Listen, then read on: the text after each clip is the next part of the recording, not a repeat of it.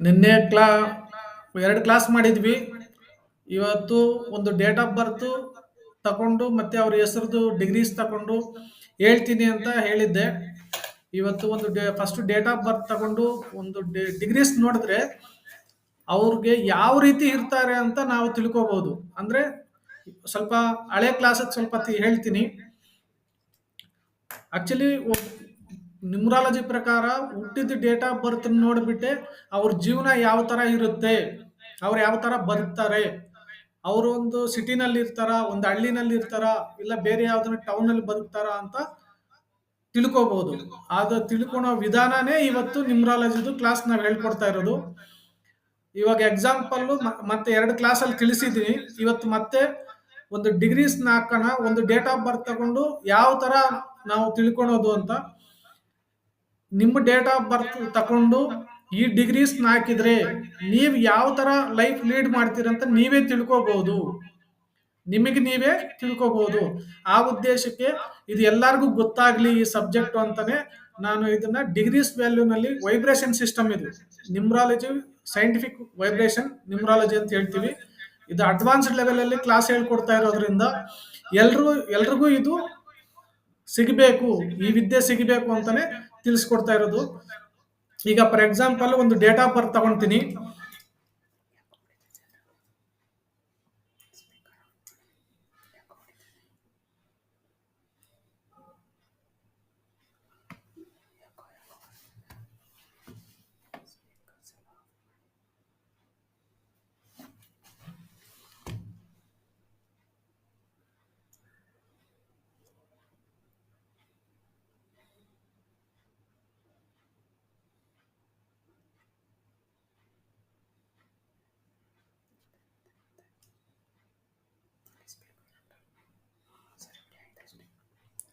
ಈಗ ನೋಡಿ, ಒಂದು ಡೇಟ್ ಆಫ್ ಬರ್ತ್ ಹಾಕೋಣ.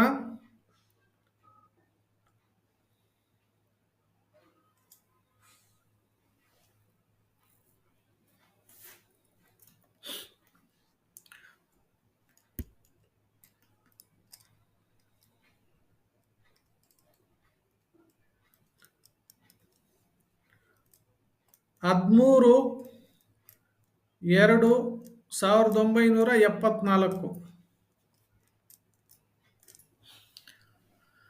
ಈ ಡೇಟ್ ಆಫ್ ಬರ್ತ್ ಅಲ್ಲಿ ಹುಟ್ಟಿರೋರು ಇವರು ಸಿಟಿನಲ್ಲಿ ಇರ್ತಾರ, ಇಲ್ಲ ಒಂದು ಹಳ್ಳಿ ವಿಲೇಜ್ ನಲ್ಲಿ ಇರ್ತಾರ, ಇಲ್ಲ ಕಷ್ಟದ ಜೀವನ ನಡೆಸ್ತಾರ, ಯಾವ ತರ ಮಾಡ್ತಾರೆ ಅಂತ ನಾವು ಈ ಡೇಟ್ ಆಫ್ ಬರ್ತ್ ಮುಖಾಂತರ ತಿಳ್ಕೋಬಹುದು. ಈಗ ಇದನ್ನು ಬರ್ಕೊಳೋ ಪದ್ಧತಿ, ಯಾಕಂದ್ರೆ ನಿಮಗೆ ಈ ಚಾರ್ಟ್ ನಾನು ಲಾಸ್ಟ್ ವಿಡಿಯೋನಲ್ಲಿ ಕಳಿಸಿದ್ದೀನಿ.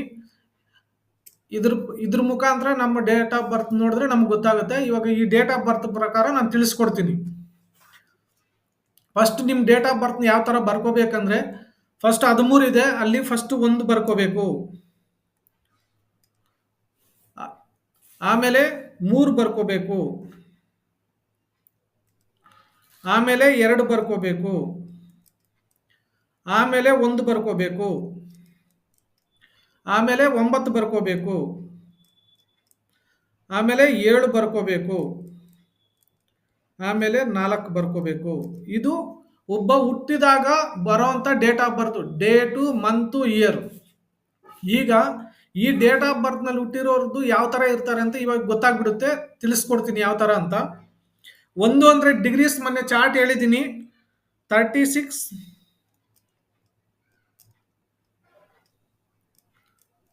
40, 3 ಅಂದ್ರೆ 40 ಡಿಗ್ರಿ,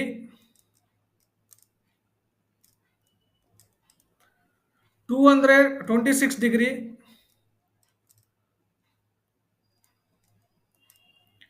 1 ಅಂದ್ರೆ 36 ಡಿಗ್ರಿ, 9 ಅಂದ್ರೆ 40 ಡಿಗ್ರಿ,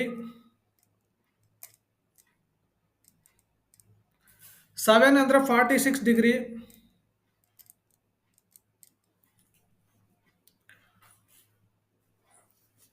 4 ಅಂದ್ರೆ 36 ಡಿಗ್ರಿ.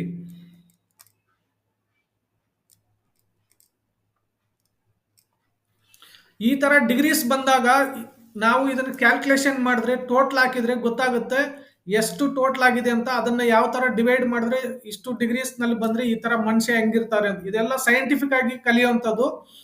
ಯಾಕಂದ್ರೆ ಅಸ್ಟ್ರಾಲಜಿನಲ್ಲಿ ಲಗ್ನಗಳು ರಾಶಿಗಳು ನೋಡ್ಬಿಟ್ಟು ಹೇಳ್ತಾರೆ. ನ್ಯೂಮರಾಲಜಿನಲ್ಲಿ ಈ ತರ ಡಿಗ್ರೀಸ್ ನೋಡ್ಬಿಟ್ಟು ಹೇಳ್ತಾರೆ ಯಾವ ತರ ಅಂತ ತಿಳ್ಕೊಬಹುದು. ಇದನ್ನ ಟೋಟಲ್ ಮಾಡಿದ್ರೆ 260 ಡಿಗ್ರಿ 260 ಬರುತ್ತೆ. ಈ 262ನ ಡಿವೈಡ್ ಮಾಡಬೇಕು. ಡಿವೈಡ್ ಅಪ್ಪ ಏನರಲ್ಲಿ ಡಿವೈಡ್ ಮಾಡೋದು ಅಂದ್ರೆ ಈ ಎಷ್ಟು ಸಂಖ್ಯೆಗಳು ಬಂದ್ರೆ ಅಷ್ಟು ಸಂಖ್ಯೆಗಳದ್ದು ತಗೋಬೇಕು. 1 2 3 4 5 6 7 7 ಸಂಖ್ಯೆಗಳು. ಈ ಸಂಖ್ಯೆಗಳು ಯಾವ ಅಂತ ತೋರಿಸ್ತೀನಿ ನೋಡಿ. 1 2 3 4 5 6 7 ಈ ಸಂಖ್ಯೆಯಿಂದನೇ ಭಾಗಿಸ್ಬೇಕು.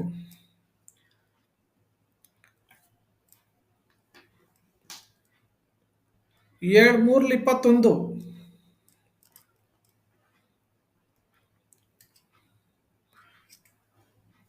ಇದು ಸ್ವಲ್ಪ ಅರೇಂಜ್ ಮಾಡಿ ಮತ್ತೆ ಇನ್ನೊಂದು ಮಾಡ್ತೀನಿ ನೋಡಿ. 262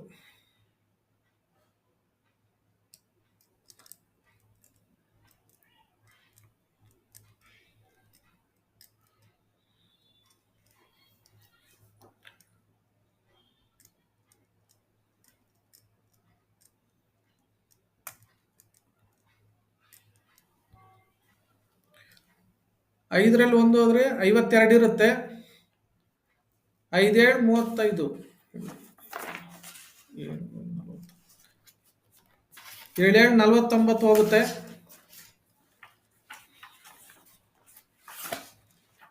3 ಉಳ್ಕೊಳ್ತದೆ. ಈ ಶೇಷ ಇಲ್ಲಿ ಏನು ಲೆಕ್ಕ ಇಲ್ಲ. ಇದು 37 ಡಿಗ್ರಿ ಬರುತ್ತೆ. 37 ಡಿಗ್ರಿ. ಈ 37 ಡಿಗ್ರಿ ಅಂದ್ರೆ ಏನಪ್ಪ? ಇಲ್ಲೇ ಗೊತ್ತಾಗೋದು ಮನುಷ್ಯನ ಜೀವನ. ಅವ್ನು ಸಿಟಿನಲ್ಲಿ ಇರ್ತಾನ, ಬೆಂಗಳೂರಲ್ಲಿ ಇರ್ತಾನ, ಊರಲ್ಲಿ ಇರ್ತಾನ, ಕಷ್ಟ ಬೀಳ್ತಾನ, ನೋಡಿ ನಂಬರ್ ನಲ್ಲಿ ಗೊತ್ತಾಗುತ್ತೆ ಮನುಷ್ಯನ ಜೀವನ ಯಾವ ತರ ಇರ್ತಾರೆ ಅಂತ. ಯಾಕಂದ್ರೆ ಇದೇ ಇಂಪಾರ್ಟೆಂಟ್. ಒಬ್ಬ ಮನುಷ್ಯನಿಗೆ ಎಷ್ಟು ಡಿಗ್ರಿನಲ್ಲಿ ಹುಟ್ಟಿದಾನೆ ಅದೇ ಗೊತ್ತಾಗೋದು. ಯಾಕಂದ್ರೆ ಹುಟ್ಟಿದಾಗ ಬರ್ತ್ ಸ್ಟ್ರೆಂತ್ ಅಂತ ಹೇಳ್ತೀವಿ. ಹುಟ್ಟಿದಾಗ ಎಷ್ಟು ನಾವು ಸಂಪತ್ತು ಎತ್ಕೊಂಡು ಬಂದಿದೀವಿ, ಎಷ್ಟು ಅದೃಷ್ಟ ಎತ್ಕೊಂಡು ಬಂದಿದೀವಿ, ಮುಂದೆ ಜೀವನದಲ್ಲಿ ಹೆಂಗಿರ್ತೀವಿ, ಒಂದು ಟೀಚರ್ ಆಗ್ತೀವ, ಪೊಲೀಸ್ ಆಗ್ತಾರ, ಇಲ್ಲ ಊರಲ್ಲೇನೋ ಗಾರೆ ಕೆಲಸ ಮಾಡ್ಕೊಂಡಿರ್ತಾರ, ಇಲ್ಲ ಕೂಲಿ ಕೆಲಸ ಮಾಡ್ಕೊಂಡಿರ್ತಾರ ಅಂತ ಈ ಒಂದು ಸಂಖ್ಯೆನಲ್ಲೇ ಗೊತ್ತಾಗೋದು. ಇವಾಗ ಈ ಸಂಖ್ಯೆ ಗೊತ್ತಾಗ್ಬೇಕಂದ್ರೆ ಒಂದು ಚಾರ್ಟ್ ಹಾಕ್ತೀನಿ ನೋಡಿ. ಆ ಚಾರ್ಟ್ ಅಲ್ಲಿ ನೋಡಿದ್ರೆ ನಿಮಗೆ ಗೊತ್ತಾಗುತ್ತೆ ಇವ್ರು ಯಾವ ರೀತಿ ಇರ್ತಾರೆ ಅಂತ ಗೊತ್ತಾಗ್ಬಿಡುತ್ತೆ.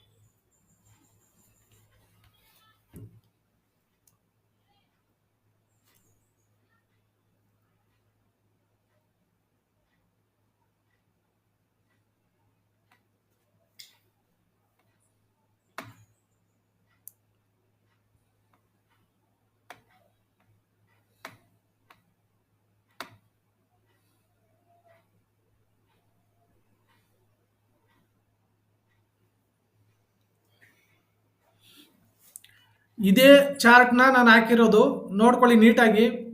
1 ಅಂದರೆ 36.40, 2 ಅಂದರೆ 26.40 ಡಿಗ್ರಿ, 3 ಅಂದರೆ 40 ಡಿಗ್ರಿ, 4 ಅಂದರೆ 36.41 ಡಿಗ್ರಿ, 5 ಅಂದರೆ 40 ಡಿಗ್ರಿ, 6 ಅಂದರೆ 40 ಡಿಗ್ರಿ, 7 ಅಂದರೆ 46 ಡಿಗ್ರಿ, 8 ಅಂದರೆ 53 ಡಿಗ್ರಿ 20, 9 ಅಂದರೆ 40 ಡಿಗ್ರಿ. ಈ ಡಿಗ್ರೀಸ್ ಅಂದರೆ ಏನಪ್ಪ?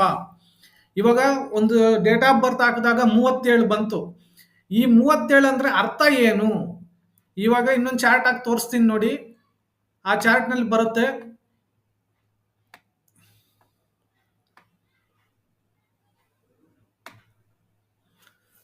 ಇಲ್ಲಿ ತೋರಿಸ್ತೀನಿ ನೋಡಿ. ಡಿಗ್ರೀಸ್ನಲ್ಲಿ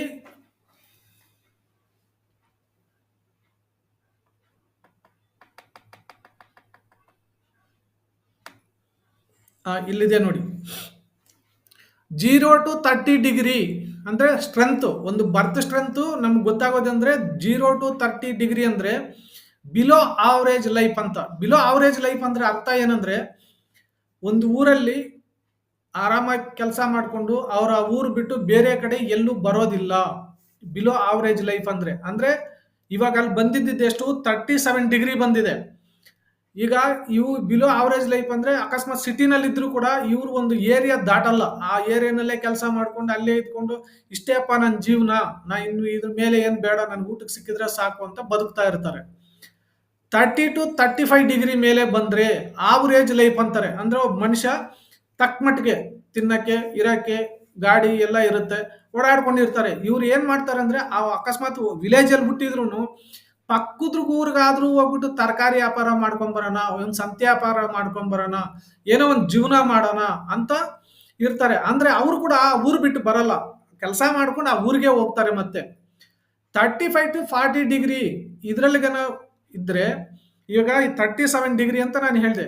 ಯಾರೇ ಆಗಲಿ ಈ ತರ 37 ಡಿಗ್ರಿನಲ್ಲಿ ಹುಟ್ಟಿದ್ರೆ, ಅವರು ಒಂದು ಊರಲ್ಲಿ ಹುಟ್ಟಿದ್ರೆ ಅವ್ರು ಆ ಊರಲ್ಲಿ ಇರೋದಿಲ್ಲ.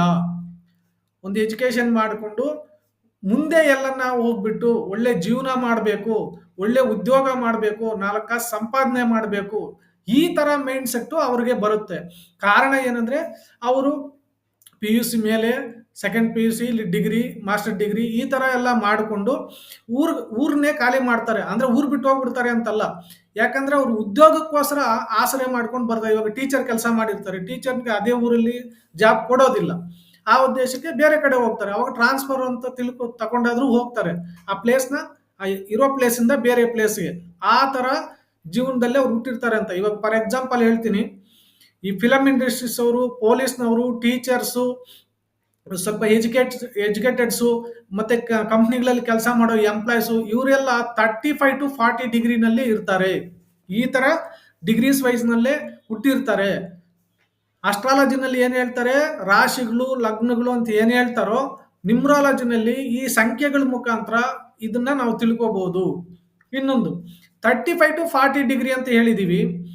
ಎಬೋವ್ 40 ಡಿಗ್ರಿ ಬಂತು, ಈ ತರ ಕ್ಯಾಲ್ಕುಲೇಷನ್ ಮಾಡಿದಾಗ ಒಂದು ಡೇಟ್ ಆಫ್ ಬರ್ತ್ ತಗೊಂಡು ಡಿಗ್ರೀಸ್ ಕೊಟ್ಟು 40 ಡಿಗ್ರಿ ಎಬೋವ್ ಬಂದ್ರೆ ಐಡೆಂಟಿಫೈ ಲೈಫ್ ಅಂತ ಹೇಳ್ತೀವಿ. ಐಡೆಂಟಿಫೈ ಲೈಫ್ ಅಂದ್ರೆ ಏನು, ಈ ಮಿನಿಸ್ಟ್ರಿಗಳು, ಇವಾಗ ದೊಡ್ಡ ದೊಡ್ಡ ಇವಾಗ ನರೇಂದ್ರ ಮೋದಿ, ಈ ಕಡೆ ಕರ್ನಾಟಕ ಚೀಫ್ ಮಿನಿಸ್ಟರ್ ಸಿದ್ದರಾಮಯ್ಯ, ಈ ತರ ಎಲ್ಲ ಇರ್ತಾರಲ್ಲ, ಅವರೆಲ್ಲ ಐಡೆಂಟಿಫೈ ಲೈಫ್ ಅಲ್ಲಿ ಇರ್ತಾರೆ. ಯಾಕಂದ್ರೆ ಅವ್ರ ಹೆಸರು ಎಲ್ಲರಿಗೂ ಗೊತ್ತಿರುತ್ತೆ.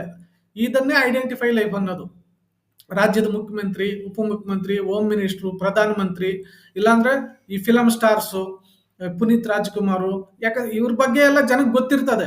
ಈ ದರ್ಶನ್, ಸುನೀಲ್, ಈ ಸುದೀಪು, ಈ ತರ ಎಲ್ಲ ಇವರೆಲ್ಲ 40 ಅಬೌವ್ ನಲ್ಲಿ ಇರ್ತಾರೆ. ಯಾಕಂದ್ರೆ ಪ್ರತಿಯೊಂದು ಜಾಗದಲ್ಲೂ ಇವ್ರು ಕಾಣಿಸ್ಕೊಂತಾ ಇರ್ತಾರೆ. ಯಾರಪ್ಪ ಇವ್ರದ್ದು ಒಂದು ಫೋಟೋ ತೋರಿಸಿದ ಇಂಥವ್ರು ಅಂತ ನಾವ್ ಹೇಳ್ತೀವಿ.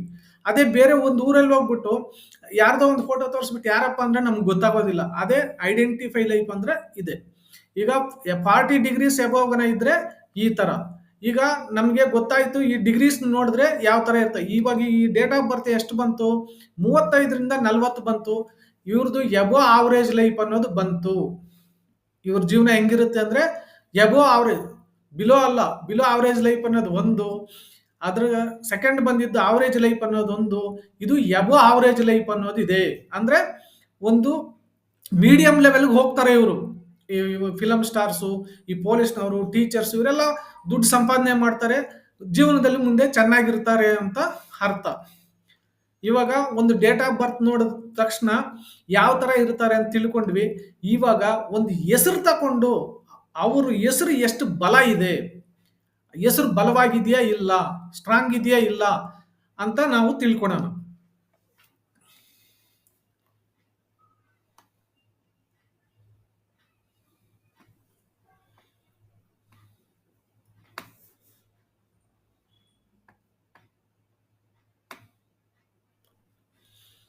ಇವಾಗ ಡಿಗ್ರೀಸ್ ನೋಡಿದ್ವಿ, ಸ್ಟ್ರೆಂತ್ ನೋಡಿದ್ವಿ, ಅವರು ಯಾವ ತರ ಇರ್ತಾರೆ ಅಂತ ಗೊತ್ತಾಯ್ತು. ಇವಾಗ ಒಂದು ಹೆಸರು ತಕೊಂಡು ಅವು ಆ ಹೆಸರಿಗೆ ಒಂದು ಡಿಗ್ರೀಸ್ ಕೊಟ್ರೆ ಆ ಹೆಸರು ಎಷ್ಟು ಬಲವಾಗಿದೆ. ಯಾಕಂದ್ರೆ ಒಬ್ಬ ಮನುಷ್ಯನಿಗೆ ಹುಟ್ಟಿದಾಗ ಡೇಟ್ ಆಫ್ ಬರ್ತ್ ಇರುತ್ತೆ. ಒಂದು ಹೆಸರು ಇಟ್ಟಿರ್ತಾರೆ. ಆ ಹೆಸರು ಇಟ್ಟಿರೋದು ಕರೆಕ್ಟಾ? ಇಲ್ವಾ? ಅದು ಹೆಸರು ಸಾಧಾರಣವಾಗಿದೆಯಾ? ಇಲ್ಲ ಕರೆಕ್ಟಾಗಿ ಇಟ್ಟಿದ್ದಾರಾ? ಅಂತ ನಾವು ತಿಳ್ಕೋಬೇಕಾದ್ರೆ ಅದಕ್ಕೇನ್ ಮಾಡ್ಬೇಕಂದ್ರೆ ಒಂದು ಡಿಗ್ರೀಸ್ ಅನ್ನೋದು ಕೊಟ್ಟಿದ್ದಾರೆ ನ್ಯೂಮರಾಲಜಿನಲ್ಲಿ. ಆ ಥರದ್ ನಾವು ನೋಡಿದ್ರೆ ಮಾತ್ರ ಆ ಹೆಸರಿಗೆ ಬಲ ಇದೆಯಲ್ಲ ಅಂತ ಗೊತ್ತಾಗೋದು. ಇವಾಗ ಯಾರ್ದನ್ನ ನಾವು ಹೆಸರು ತಕೊಂಡು ಅದಕ್ಕೆ ಡಿಗ್ರೀಸ್ ಇದೆ, ಆ ಡಿಗ್ರೀಸ್ ಕೊಟ್ಟು ನೋಡೋಣ. ABCD ಗೊತ್ತಿದ್ರೆ ಸಾಕು ಇದಕ್ಕೆ. ನಿಮ್ಮ ಹೆಸರು ಬರ್ಕೊಂಡು ಆ ವ್ಯಾಲ್ಯೂಸ್ ಹಾಕಿದ್ರೆ ನಮ್ಮ ಯಾವ ತರ ಇದೆ ಅಂತ ನಾವು ತಿಳ್ಕೋಬಹುದು ಇಲ್ಲಿ.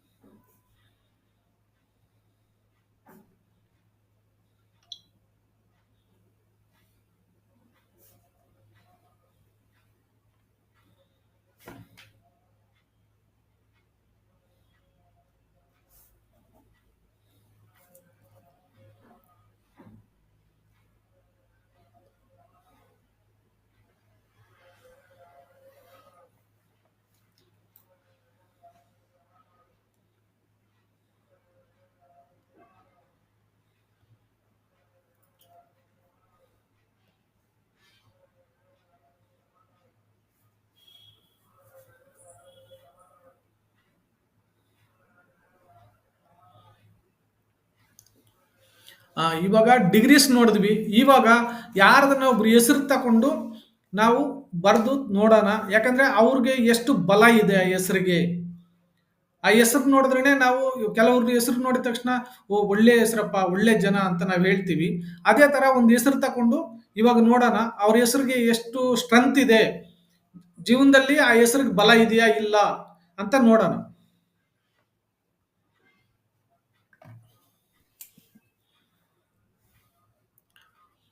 ಈಗ ನನ್ನ ಹೆಸರೇ ಇವಾಗ ಇದರಲ್ಲಿ ಬರೀತೀನಿ ನೋಡಿ, ಅದಕ್ಕೆ ಡಿಗ್ರೀಸ್ ಎಷ್ಟು ಬರುತ್ತೆ ಮತ್ತು ಯಾವ ಥರ ಇರ್ತಾರೆ, ಅವ್ರಿಗೆ ಕರೆಕ್ಟಾಗಿ ಸೆಟ್ ಆಗಿದೆಯಾ ಇಲ್ಲ ಅಂತ ನಾವು ತಿಳ್ಕೊಬೋದು.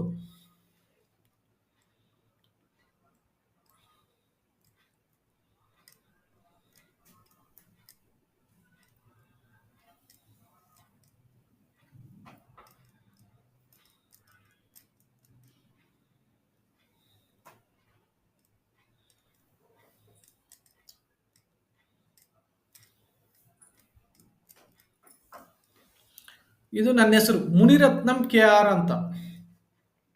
ಈಗ ಇದಕ್ಕೆ ಡಿಗ್ರೀಸ್ ಕೊಡೋಣ. ಇದು ಯಾವ ತರ ಇರುತ್ತೆ ಡಿಗ್ರೀಸ್ ಅಂತಂದ್ರೆ,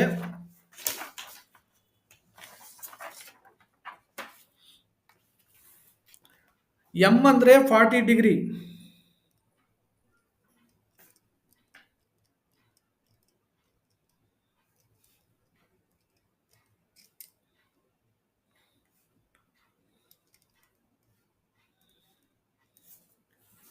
ಮತ್ತೆ ಯು ಅಂದ್ರೆ 60 ಡಿಗ್ರಿ,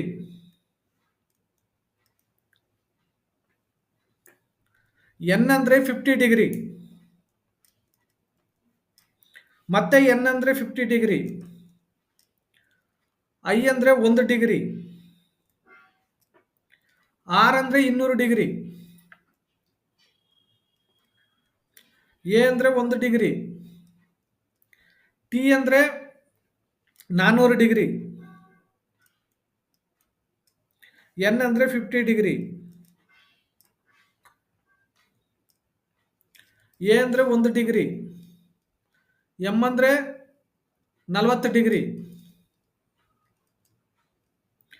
ಕೆ ಅಂದ್ರೆ 200 ಡಿಗ್ರಿ, ಕೆ ಅಂದ್ರೆ 20 ಡಿಗ್ರಿ, ಆರ್ ಅಂದ್ರೆ 200 ಡಿಗ್ರಿ.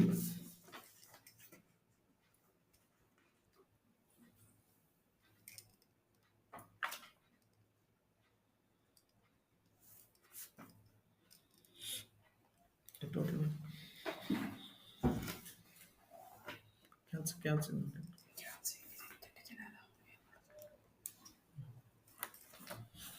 ಇವಾಗ ಎಂ ಅಂದ್ರೆ 40 ಡಿಗ್ರಿ, ಯು ಅಂದ್ರೆ 60 ಡಿಗ್ರಿ, ಎನ್ ಅಂದ್ರೆ 50 ಡಿಗ್ರಿ, ಮತ್ತೆ ಎನ್ ಅಂದ್ರೆ 50 ಡಿಗ್ರಿ, ಐ ಅಂದ್ರೆ 1 ಡಿಗ್ರಿ, ಆರ್ ಅಂದ್ರೆ 200 ಡಿಗ್ರಿ, ಎ ಅಂದ್ರೆ 1 ಡಿಗ್ರಿ, ಟಿ ಅಂದ್ರೆ 400 ಡಿಗ್ರಿ, ಎನ್ ಅಂದ್ರೆ 50 ಡಿಗ್ರಿ. ಎ ಅಂದರೆ 1 ಡಿಗ್ರಿ, ಎಂ ಅಂದರೆ 40 ಡಿಗ್ರಿ, ಕೆ ಅಂದರೆ 20 ಡಿಗ್ರಿ, ಆರ್ ಅಂದರೆ 200 ಡಿಗ್ರಿ. ಈ ಡಿಗ್ರೀಸ್ನ ತಗೋಬೇಕಿಲ್ಲಿ. ಇದು ಸಂಖ್ಯೆಗಳ ಆಧಾರದ ಮೇಲೆ ಇರೋದ್ರಿಂದ ಸಂಖ್ಯಾಶಾಸ್ತ್ರ ಅಂತ ನಾವೇನಿಗೆ ಕರಿತೀವಿ ಅಂದರೆ ಈ ಡಿಗ್ರೀಸ್ನಲ್ಲೇ ತಗೋಬೇಕು. ಈ ಹೆಸರು ಎಷ್ಟು ಬಲವಾಗಿದೆ ಅಂದರೆ 4 ಪದ್ಧತಿನಲ್ಲಿ ನೋಡ್ತೀವಿ ಹೆಸರು ಬಲವಾಗಿದೆಯಾ ಇಲ್ವಾ ಅಂತ. ಇದು ಮೊದಲನೇ ಪದ್ಧತಿ. ಈ ಮೊದಲನೇ ಪದ್ಧತಿಯಲ್ಲಿ ಇದು ಟೋಟ್ಲು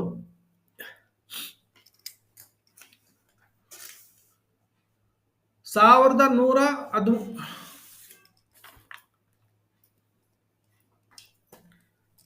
ಇಷ್ಟು ಡಿಗ್ರಿನಲ್ಲಿ ಬರುತ್ತೆ. ಇದು ಯಾವಾಗ್ಲೂ ಒಂದು ಹೆಸರು 1200 ಮೇಲ್ಪಟ್ಟಿರ್ಬೇಕು.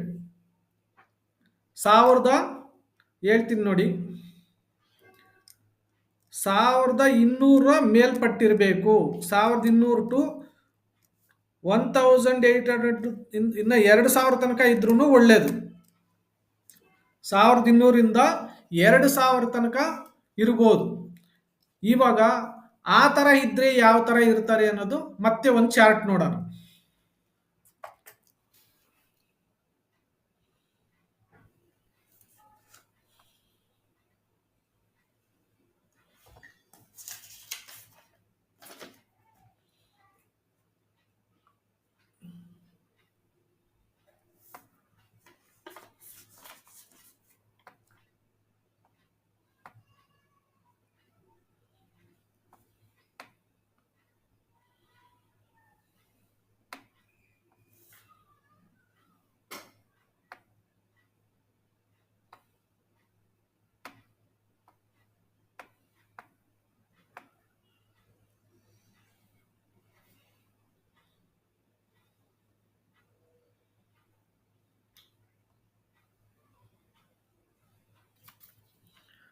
ಈಗ ನೋಡಿ,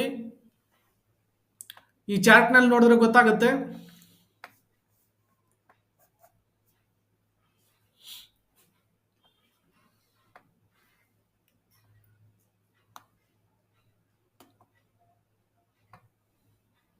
ಇದು ಸಂಖ್ಯೆ ಡೇಟ್ ಆಫ್ ಬರ್ತ್ಗೆ ನೋಡಿದ್ವಿ.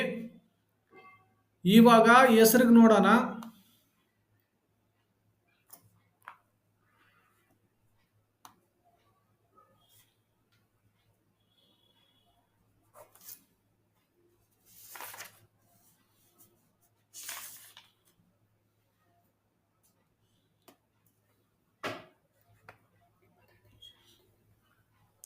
Zero to 500 below average life ಅಂತ.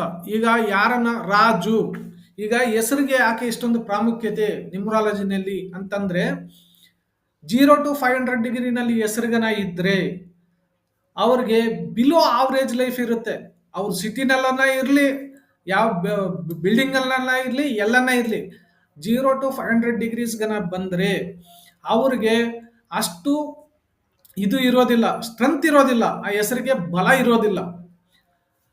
ಅದೇ 500 ಟು 1000 ಬಂದರೆ ಆವರೇಜ್ ಲೈಫ್ ಇರುತ್ತೆ. ಅಂದರೆ ಆ ಊರಿಂದ ಬಿಟ್ಟು ಬೇರೆ ಕಡೆ ಎಲ್ಲ ಬಂದು ಬಿಸ್ನೆಸ್ಗಳು ಮಾಡಿ ಆ ಥರ ಎಲ್ಲ ಇರ್ತಾರೆ ಅಂತಲ್ಲ ಅರ್ಥ.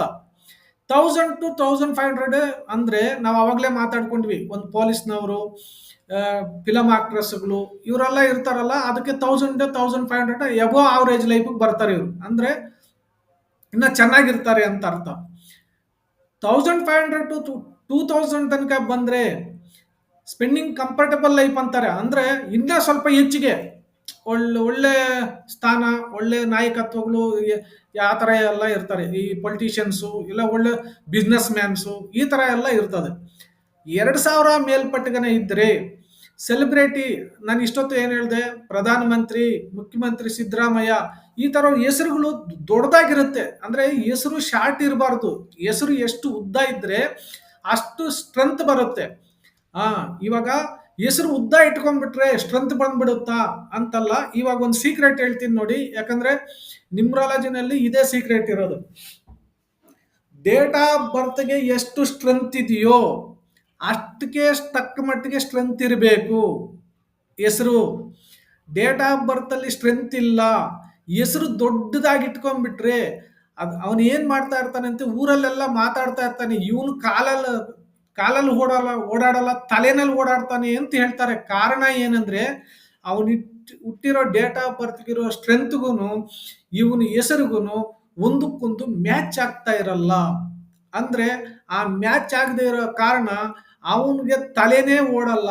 ಅವನಿಗೆ ಹೆಂಗ ನಡ್ಕೊಂತೀನಿ ಅಂತ ಅವನಿಗೆ ಗೊತ್ತಾಗಲ್ಲ. ಹೆಸರು ಕೂಡ ಅಷ್ಟೊಂದು ಬಲ ಇರುತ್ತೆ. ಡೇಟ್ ಆಫ್ ಬರ್ತ್ ಎಷ್ಟು ಸ್ಟ್ರೆಂತ್ ಇದೆಯೋ ಹೆಸರು ಕೂಡ ಅಷ್ಟೇ ಸ್ಟ್ರೆಂತ್ ಮ್ಯಾಚ್ ಮಾಡಿಡಬೇಕು. ಯಾಕಂದ್ರೆ ಈ ಪುರಾಣ ಕಾಲಗಳಿಂದ ಕೂಡ ಅಸ್ಟ್ರಾಲಜರ್ಸ್ ಏನ್ ಮಾಡ್ತಾರೆ ಅಂದ್ರೆ ಹುಟ್ಟಿದ ಡೇಟ್ ಆಫ್ ಬರ್ತ್, ಲಗ್ನ, ದಿನ, ತಿಥಿ, ವಾರ, ನಕ್ಷತ್ರ ಎಲ್ಲಾ ನೋಡಿ ಏನಕ್ಕೆ ಆ ತರ ಮಾಡ್ತಾರೆ ಅಂದ್ರೆ ಹುಟ್ಟಿರೋ ಮಗುಗೆ ಯಾವುದೇ ಕಾರಣಕ್ಕೆ ಹೆಸರಿಟ್ಟಾಗ ಏನು ತೊಂದರೆ ಆಗಬಾರ್ದು, ಮುಂದಕ್ಕೆ ಜೀವನದಲ್ಲಿ ಚೆನ್ನಾಗಿರ್ಬೇಕು ಅಂತ ಅವ್ರು ಹೇಳ್ತಾ ಇದ್ರು. ಈ ನ್ಯೂಮರಾಲಜಿನಲ್ಲಿ ಹೆಂಗ್ ಬರುತ್ತೆ ಅಂದ್ರೆ ಡಿಗ್ರೀಸ್ ಮೆಥಡ್ ಅಲ್ಲಿ ಬಂದು ಪರ್ಫೆಕ್ಟ್ ಆಗಿ ಸೆಟ್ ಮಾಡ್ಬೋದು ಅಂತ. ಯಾಕಂದ್ರೆ ಅಸ್ಟ್ರಾಲಜಿನಲ್ಲಿ ಒಂದು ಹೆಸರು ಇಟ್ಬಿಡ್ತಾರೆ, ಸುಮ್ಮನೆ ಆಗ್ಬಿಡ್ತಾರೆ. ಇಲ್ಲ, ಹಂಗಿಲ್ಲ. ನ್ಯೂಮರಾಲಜಿನಲ್ಲಿ ಇಷ್ಟಕ್ಕಿಷ್ಟೇ ಇರಬೇಕು, ಇಷ್ಟಕ್ಕೆ ಇದೊಂದು ಫಾರ್ಮುಲಾ ಇದ್ದಂಗೆ. ಇದು ಫಾರ್ಮುಲಾ ಬೇಸ್ನಲ್ಲಿ ಸೆಟ್ ಮಾಡಿ ಇಟ್ಟಿದ್ದಾರೆ. ನಾವು ಅದಕ್ಕೆ ತಕ್ಕನಾಗಿ ನೋಡಿ ಹೆಸರು ಇಟ್ಕೋಬಹುದು ನಾವು. ಯಾಕಂದ್ರೆ ನ್ಯೂಮರಾಲಜಿಸ್ಟ್ ಹತ್ರ ಯಾಕೆ ಜನ ಬರ್ತಾರೆ ಅಂತಂದ್ರೆ ಒಂದು ಮೆಥಡ್ ಇದೆ ಇಲ್ಲಿ. ಇಷ್ಟಕ್ಕೆ ಇಷ್ಟಿರ್ಬೇಕಾ? ಅಸ್ಟ್ರಾಲಜಿನಲ್ಲಿ ಮೆಥಡ್ ಇಲ್ಲ. ಅವ್ರು ಯಾವ ಹೆಸರನ್ನ ಇಟ್ಕೋ, ಊರ ಹೆಸರನ್ನ ಇಟ್ಕೋ, ತಾತನ ಹೆಸರನ್ನ ಇಟ್ಕೋ, ಇನ್ನೊಬ್ರ ಹೆಸರನ್ನ ಇಟ್ಕೊ ಅಂತ ಹೇಳ್ತಾರೆ. ಅದು ಒಂದು ಅಕ್ಷರ ಇಟ್ಬಿಡ್ತಾರೆ, ಆ ಅಕ್ಷರದ ಬೇಸ್ ಮೇಲೆ ಇಟ್ಕೊಂತ. ಇಲ್ಲಿ ಹಂಗಿಲ್ಲ. ಇಲ್ಲಿ ಅಕ್ಷರ ಬೇಸ್ ಮೇಲೆ ಇಟ್ಕೊಂಡ್ರು ಅದಕ್ಕೆ ಕರೆಕ್ಟಾಗಿ ಸೆಟ್ ಆಗ್ತಾ ಇದೆಯಾ ಇಲ್ಲ ಅನ್ನೋ ಫಾರ್ಮುಲಾ ಬೇಸ್ನಲ್ಲಿ ಚೆಕ್ ಮಾಡಿದಾಗ ಒಬ್ಬ ಹುಟ್ಟಿದ ಮನುಷ್ಯ ಕರೆಕ್ಟ್ ಆಗಿದೆಯಾ ಇಲ್ವಾ, ಒಂದು ಡೇಟ್ ಆಫ್ ಬರ್ತ್ ಕರೆಕ್ಟಾಗಿ ಮ್ಯಾಚ್ ಆಗ್ತಾ ಇದೆಯಲ್ಲ ಅಂತ ನಾವು ತಿಳ್ಕೋಬಹುದು. ಇವಾಗ ಒಂದು ಡೇಟ್ ಆಫ್ ಬರ್ತ್ಗೂ ಬರ್ತ್ ಸ್ಟ್ರೆಂತ್ಗೂ ಮತ್ತೆ ಒಂದು ಹೆಸರಿಗೆ ತಿಳ್ಕೊಂಡ್ವಿ. ಅಕಸ್ಮಾತ್ ಬರ್ತ್ ಸ್ಟ್ರೆಂತ್ ಜಾಸ್ತಿ ಇತ್ತು ಅಂದ್ರೆ ಒಂದು 40 ಡಿಗ್ರಿನಲ್ಲಿ ಬಂದಿದೆ ಅಂತ ಇಟ್ಕೊಳ್ಳಿ, 37 ಡಿಗ್ರಿ ಹಾಕಿದ್ವಿ ಅವಾಗಲೇ ಡೇಟ್ ಆಫ್ ಬರ್ತ್ ಹಾಕಿದ್ದು, ಒಂದು ಅವರೇಜ್ ಎಬೋ ಅವರೇಜ್ ಲೈಫ್ ಇತ್ತು ಅಂತ ಅವ್ರಿಗೆ ಹೆಸರು ಚಿಕ್ಕದಾಗಿ ಇಟ್ಬಿಟ್ರೆ ಏನಾಗುತ್ತೆ? ಈಗ ಫಾರ್ ಎಕ್ಸಾಂಪಲ್ ನಂದೇ ಡೇಟ್ ಆಫ್ ಬರ್ತ್ ಅದು 37 ಬಂತು, ಎಬೋ ಅವರೇಜ್ ಲೈಫ್ ಇದೆ ನನಗೆ, ಅಂದ್ರೆ ಒಳ್ಳೆ ಲೈಫ್ ಇದೆ. ನನಗೆ ಚಿಕ್ಕದಾಗಿ ನನ್ನ ಹೆಸರು ಮುನಿರತ್ನಂ KR ಅಂತ ಇಟ್ಟಿದ್ದೀನಿ ನಾನು. ಸಾರಿ, ನಮ್ಮ ತಂದೆ ತಾಯಿ ಇಟ್ಟಿದ್ದಾರೆ. ಈಗ ನನ್ನ ಹೆಸರು ಚಿಕ್ಕದಾಗಿ ರಾಜು ಇಲ್ಲ ಮಧು ಒಂದು 3 ಅಕ್ಷರದಲ್ಲಿ ಇಟ್ಟರೆ ಡಿಗ್ರೀಸು ತುಂಬಾ ಕಮ್ಮಿ ಆಗಿ ಹೋಗ್ತದೆ. ಆವಾಗ ಆ ಹೆಸರಿಗೆ ಬೆಲೆ ಇರೋದಿಲ್ಲ. ಯಾಕೆ ಬೆಲೆ ಇಲ್ಲ? ಹೆಸರಿಗೆ ಬೆಲೆ ಇಲ್ಲ ಅಂದ್ರೆ ಏನ್ ಹೇಳ್ತಾ ಇದ್ದೀರಾ ಅಂತ ಅನ್ಬೋದು ನೀವು. ಈಗ ಒಂದು ಸೀಕ್ರೆಟ್ ಹೇಳ್ತೀನಿ ನೋಡಿ. ನಾವು ಪ್ರತಿ ದಿನ ತಂದೆ ತಾಯಿ ಇಟ್ಟಿರೋ ಹೆಸರನ್ನ ತಂದೆ ತಾಯಿನೂ ಕರೀತಾರೆ, ಅಕ್ಕಪಕ್ಕದವರು ಕರೀತಾರೆ, ಫ್ರೆಂಡ್ಸು ಕರೀತಾರೆ, ಪಬ್ಲಿಕ್ಕು ನಮ್ಮನ್ನು ಕರೀತಾರೆ. ದಿನ ಕರೀತಾ ಕರೀತಾ ಕರೀತಾ ಆ ಹೆಸರು ಏನಾಗುತ್ತೆ ಅಂದ್ರೆ ನಾವು ದೇವಸ್ಥಾನದಲ್ಲಿ 500 ಮಂತ್ರ ಹೇಳ್ತಾರೆ ನೋಡಿ ದೇವ್ರ ಮುಂದೆ, ಆ ತರ ನಮ್ಮ ಹೆಸರು ಯೂನಿವರ್ಸ್ಗೆ ಕನೆಕ್ಟ್ ಆಗುತ್ತೆ. ಅಂದ್ರೆ ನೇಚರ್ಗೆ ಕನೆಕ್ಟ್ ಆಗುತ್ತೆ ನಮ್ಮ ಹೆಸರು. ಅದೊಂದು ಮಂತ್ರ ತರ ಆಗ್ಬಿಡುತ್ತೆ. ಆ ಹೆಸರಿಗೆ ಫುಲ್ ಬಲ ಬಂದ್ಬಿಡುತ್ತೆ. ನಿಮಗೆ ಇವಾಗ ಇದು ಹೆಂಗಪ್ಪ ಬಂದ್ಬಿಡುತ್ತೆ? ಹೆಸರಿಗೆ ಬಲ ಬಂದ್ಬಿಡುತ್ತಾ, ಮಂತ್ರ ತರ ಆಗ್ಬಿಡುತ್ತೆ ಅಂದ್ರೆ ಹೇಳ್ತೀನಿ, ತಿಳ್ಕೊಳ್ಳಿ. ಈಗ ನಿಮ್ಗೆ ಒಂದು ಎಕ್ಸಾಂಪಲ್ ಹೆಸರು ಹೇಳ್ತೀನಿ. ಒಬ್ಬ ಮನುಷ್ಯ ಅಂತಂದ್ರೆ ಯಾರು ಅಷ್ಟೊಂದು ಇದು ಮಾಡಲ್ಲ. ಫಾರ್ ಎಕ್ಸಾಂಪಲ್ ಎಲ್ರಿಗೂ ಗೊತ್ತಾಗ್ಬೇಕಂದ್ರೆ ಒಂದು ನೇಮ್, ಸ್ಟ್ಯಾಂಡರ್ಡ್ ನೇಮ್ ತಗೊಳ್ತೀನಿ. ನರೇಂದ್ರ ಮೋದಿ ಹೆಸರು ತಗೊಳೋಣ ನೋಡಿ. ಇವಾಗ ನರೇಂದ್ರ ಮೋದಿ ಹೆಸರು ವರ್ಲ್ಡ್ ವೈಡ್ ಇದೆ.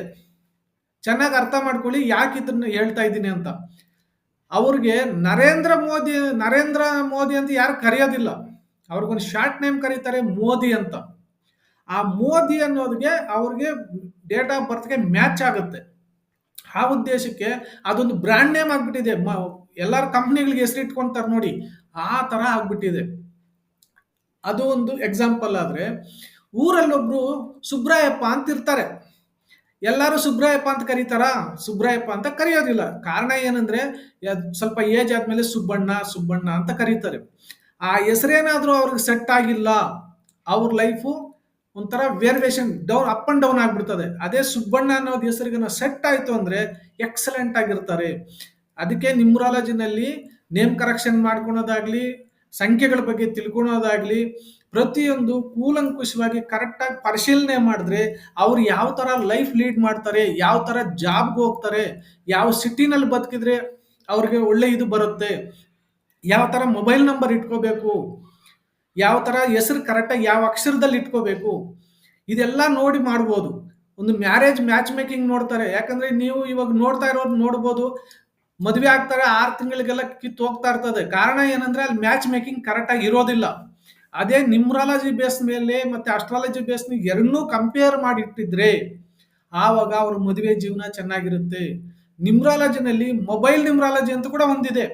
ಯಾಕಂದ್ರೆ ನ್ಯೂಮರಾಲಜಿಗೆ ಯಾಕೆ ಅಷ್ಟೊಂದು ಪ್ರಾಮುಖ್ಯತೆ ಅಂದ್ರೆ, ನೀವು ಬೆಳಗ್ಗೆಯಿಂದ ಸಾಯಂಕಾಲ ತನಕ ನಂಬರ್ಸ್ ನಲ್ಲಿ ಅಡ್ಜಸ್ಟ್ಮೆಂಟ್ ಅಲ್ಲಿ ಇರ್ತೀವಿ ನಾವು ಎಲ್ಲರೂ, ನೀವು ನಾವು ಈ ಪ್ರಪಂಚನೇ.